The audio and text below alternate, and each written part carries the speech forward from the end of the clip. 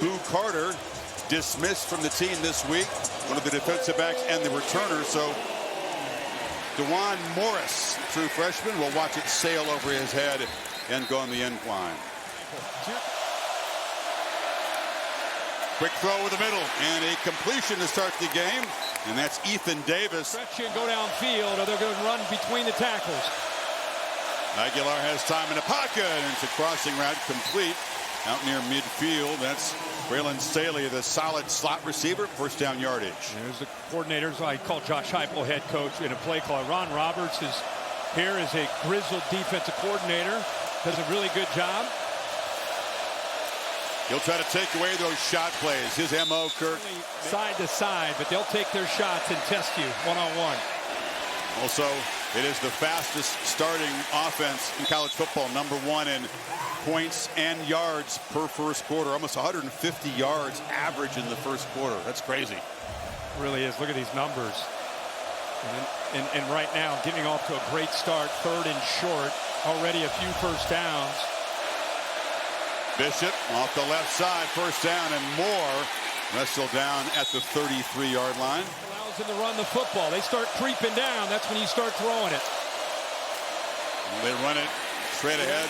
What you would consider this a light box for the Gators at this point? Yeah, anytime those safeties sit back, and going back to what you said about Ron Roberts, we don't want to allow these guys to hit us downfield one-on-one. Have to protect our corners and then take our shots when we want to start to. Now they're cheating down. And off the right side, stretching for another first down is Bishop. Star Thomas now in the backfield with Bishop being checked out. They fake it to him, flip it in the flat, and that's Ethan Davis. The tight end is loose. Davis tight ropes for a touchdown. Tennessee, as they do, strikes quickly. Ethan Davis up there almost as a fullback. Let's make sure he stayed in bounds. What great acceleration, by the way. After that catch, picked up a nice block there by Mike Matthews. He definitely stays in bounds for a touchdown. That big man is, they've been off most of the year. It's just a matter of getting his feet aligned with his target and throwing with accuracy and making good decisions. They fake it to Jaden Barr. Take a peek, but he's well covered. Lagway stays alive.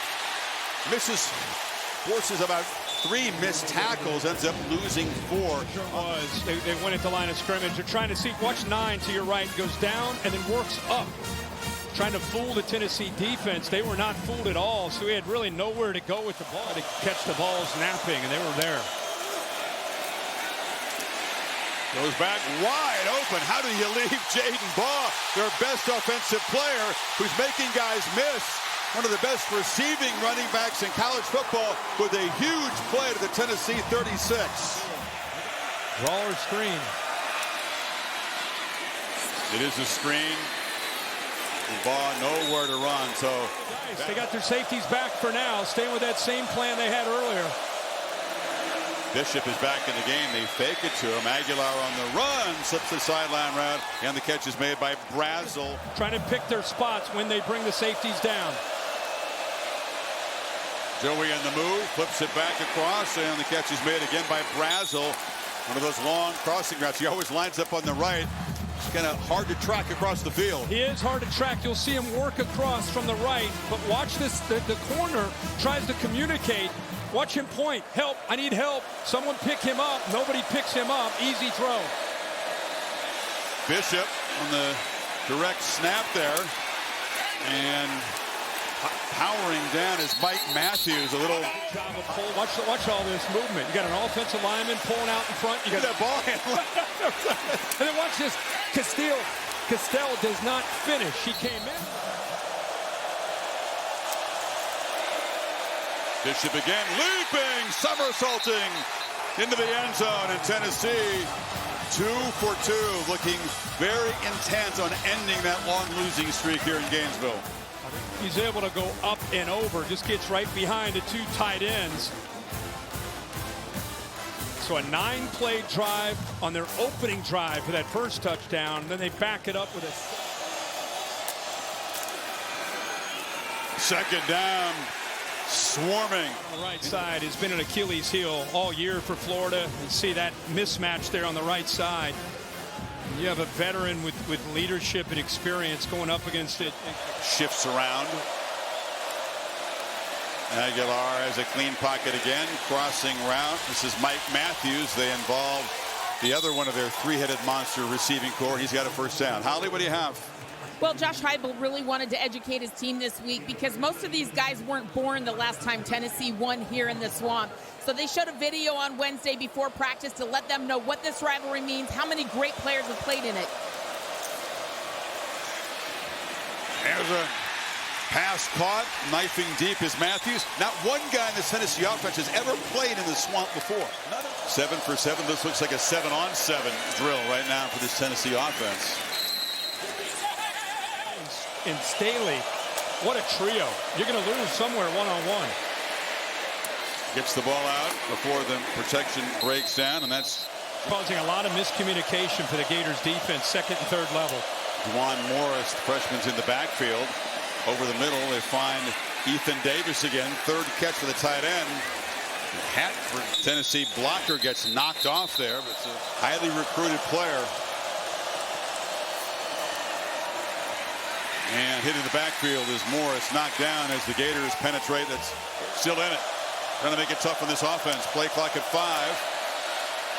Bishop had to dodge traffic in the backfield. There's quick penetration from Tyreek Sapp to mess up the timing, and then Bachu. Bishop. Oh, had to fight through an arm tackle, but he's got a first down. It's not been a lot of big plays. It's been more methodical and just kind of driving the ball down Tennessee, down Florida's throat.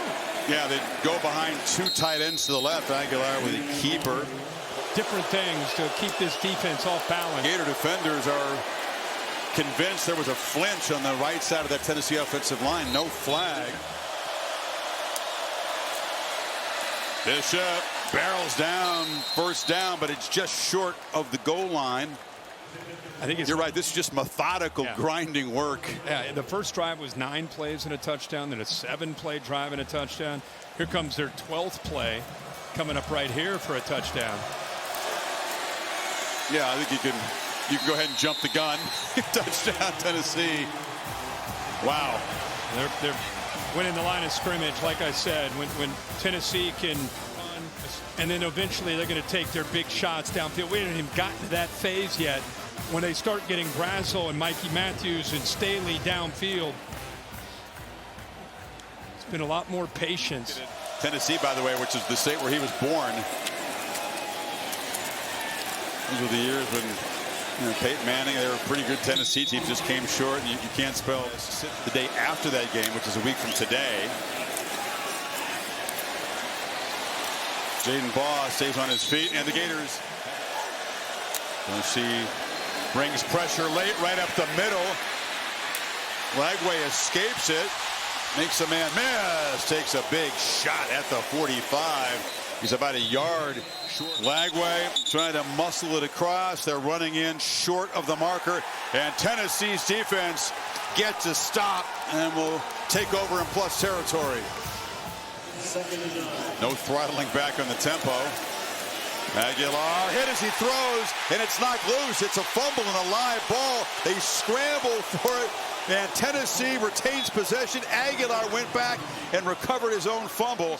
Coming from the blind side, we were just talking about eventually they're going to take a shot downfield. How about the freshman Woods getting to him? Really good job of swiping at that. Makes it 3rd and 17. The handoff on the right side. Star Thomas is going to break free. A 3rd and 17 run all the way to the 1-yard line. They spot him short. Devin Moore. Catch up to him. Devin Moore right there. The ball out. Where does it go? Does it go out of bounds or through the end zone? The right knee looked like it may have touched before it came out. Here, let's see a really good look at it here. Look at that hustle there by Moore. Yeah, I think he's down, and then the ball came out. Was he in the end zone when he went down? Did he fumble it through the end zone and out of bounds, though? It appears from the shot that I saw here that right knee is down. He's got possession. Thomas behind a lot of power players, just muscles in. Tennessee after 2 decades of futility here, putting a beat down on the Gators. More of the same. Controlling that line of scrimmage. Lost to Alabama eventually. Bama. The SEC. Yeah. That's right. Yeah. That was the beginning of Saban's run. We got time for stories. Oh, yeah. We got plenty of time. And the slant. Holly, what do you have for us? Back to you. Somewhat promising drive by the standards of tonight. Ended a 4th down stop near midfield last time. Lagway off the play fake. Checks it down. And it's been really effective. Everything clicking. Aguilar on the move. Finds Brazel. One of those crossing routes. Picks up about 5. Here's the drive chart so far. 4 for 4. In all 4 of those drives individually, more than Florida has total yards here with just under 7 minutes to go in his second quarter. Yeah, that number is 36. DeJuan Morris. Doesn't forget that pass, Holly. Sidesteps some traffic in the backfield. That's the young freshman Morris. And they clog the middle and stop him for no gain. Play clock at 4. Gators trying to get out from the shadow of the goal line. They will throw to get some breathing room. Tony Livingston.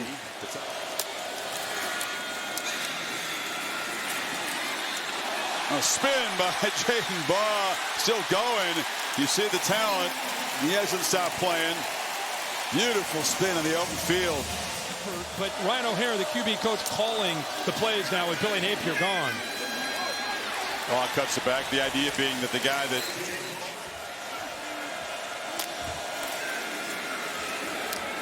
off the play fake. Caught again by Livingston. And he's wrestled down in midfield. Gators just J. Michael Sturdivant, receiver, was in the backfield. Now motions out. It's a run all the way. And Lagway right up the middle. Spins himself. Quarterback barreling down. An explosive play on the ground for the Gators. Heck of a job up front. They give you a +1 with that quarterback. Ball leads the way, but that's really just good execution by the offensive line. Getting a hat on a hat, and it's what he can do. He's not just a big quarterback. He's pretty natural as a ball carrier when he gets out in space. Got the speed and see the cutback spin move. Not known for being super shifty, but that was a sweet move in space. 2-minute timeout. Gators finally threatening here. Going empty here. Remember, he ran. This is their first snap in Tennessee territory on the night. And this time the run goes nowhere. He's met behind the line of scrimmage, ran into heavy traffic, and 3rd and 10. Pressure. Cannot escape. Sacked back at the 20 by Hobbs again, who he gets pressure to the right. But look, this is just a good job. Nowhere to go with the ball. With his athletic ability, if he would have been able to get out of there, but give Tennessee's rush the discipline there, the rush. Anytime you get a push from the middle with Hobbs and not just the outside with Josephs, it makes it tough. They run it straight ahead, and even on a simple handoff, Bishop's able to fight for seconds to work with. Still that timeout. Aguilar, clean pocket. Bobbled catch there by Ethan Davis, who's been busy in the first half. And they'll run it again. Bishop around the edge. Still going, and is knocked out of bounds. It couldn't have worked out better for Tennessee. Compelling one, and with Peyton Lewis not available to go tonight. There, that left foot. Did he get out? I think we got blocked with that view, but I think the left foot was. Another look here. Let's see if he stays in. Oh, Bill, what do you think of that one? I see grass. Losing in overtime. He made a field goal in overtime, but the Dogs scored a touchdown, of course, to win it from 26. Makes it 31-0 at halftime. Lagway keeper up the left side. Knocked down. Try to win football games. That's what they do. That's the professional thing to do as Bishop breaks off the right side. Sean Bishop closing in on a 100-yard night. Here comes Drake Stubbs, a safety that's going to come down right here. He gets shook. It's a young guy that's going to learn. And you also, this is when you start to see when a team starts to get down 31, and it's very, very tough to them get back in this game. You'll start to see it show up more on the defense and the tackling. Eli Drinkwitz. They're different names, but it seems that here in Florida, they're all counting on Lane Kiffin. Well, nobody has ever captivated this place like Steve Spurrier did as a player. If he came here, he'd be much more like Steve Spurrier. He said that in that soundbite earlier. And I think the fans here know that. It's the closest thing to a modern-day version of the head ball coach. Absolutely. And Ole Miss has said they will not be outbid. So leverage is a great thing. Leverage is good. Baden Baugh still running hard, really spinning and fighting. Near the 25, picks up 11 for a first down. Not to admire about number 13, really the way he's played all season. Sophomore melee after the kneel down. That's right. Dudes were throwing fists. And again, 10 straight trips and come up empty. This is one of those ones, if they're feeling anything at all. Yeah. A.D. Daniels showing a little juice here.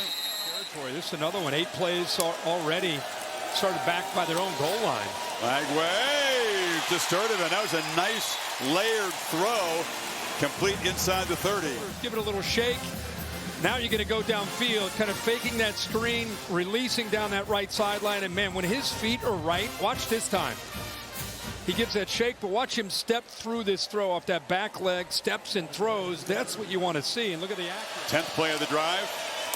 Began way back at the 1-yard line. Uh-oh, chaos in the backfield. Tyree West got there in a hurry. He says it's Tennessee football. The timing of this is off. I think the whistle blew before he was, and he's down anyway. But 42 knocked the timing off. 4 is late. He's waiting. So it just, you didn't motion him early enough, and then of course 42. Pressure comes. Lagway running all the way. Good call against the blitz, but he's knocked down to get on the board. And knocked through from 46. Missing the chance to win the SEC just to get ready for the CFP. I feel like there's more and more fans, and especially players, that let's talk about the Aggies. They've never been there. Yeah. They've won a conference. By the way, I'm not saying I think that. I love the game in Atlanta. Running the football and hitting the underneath passes, they haven't had to do that. There's a wide throw on 2nd and 10. And making the catch and scooting ahead is one of the young tight ends, Sean Brom. Tell you what, just off of Holly's report, you look at the energy and the body language of Tennessee, you would not look at a team that's just out there trying to kill a clock. They are competing. Remember, they had aspirations of getting back to the CFP. They just kind of steadied the ship, went out, believed in their system. Team came together. Kevin, thank you. That is potentially very, very damaging loss on their home field for the Ramblin' Wreck in the ACC. Really the biggest moment of the game. A self-inflicted wound on a somewhat marginal call, Miami fans would say. Uh-oh, Baugh still fighting hard. What a performance by him. He's still... And a delayed, late handoff, slow developing play, but it's going to get the first down. Well, this guy... But he also has a very complete skill set. And a throw off the back foot to Hayden Hansen. The tight end. Trying to get win number 6 when they visit the Swamp. Lagway downfield. Caught for a touchdown. Baugh out of the backfield. Continues an impressive night in a hopeless cause, but nice pitch and catch. 68-yard drive. Number 13 beats his man and makes his second. One-on-one against a linebacker. Gets a safety. Backfield on the move there, and there's a pitch to Livingston, and they do convert the 2-pointer. Catch of the season. We finish up with the Washington Huskies. According to the computer, they don't need to win to be in, and they would not go to Indy. So conference champ, they would be in. Texas Tech's probably not going to go out.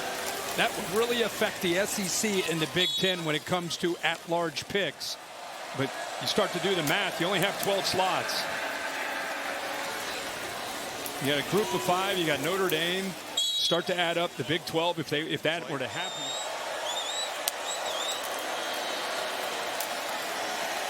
And that's Morris fighting through 13, 14, 15 teams. At least getting a shot. Aguilar in a play fake. And flips it short to Van Dorselaar.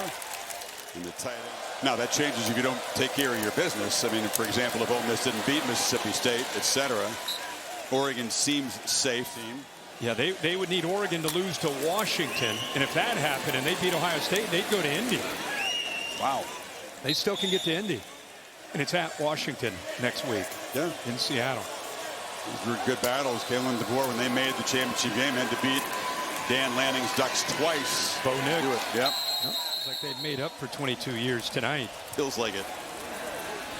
And there's a flip in the flat. This is Ethan Davis. And that's going to keep this.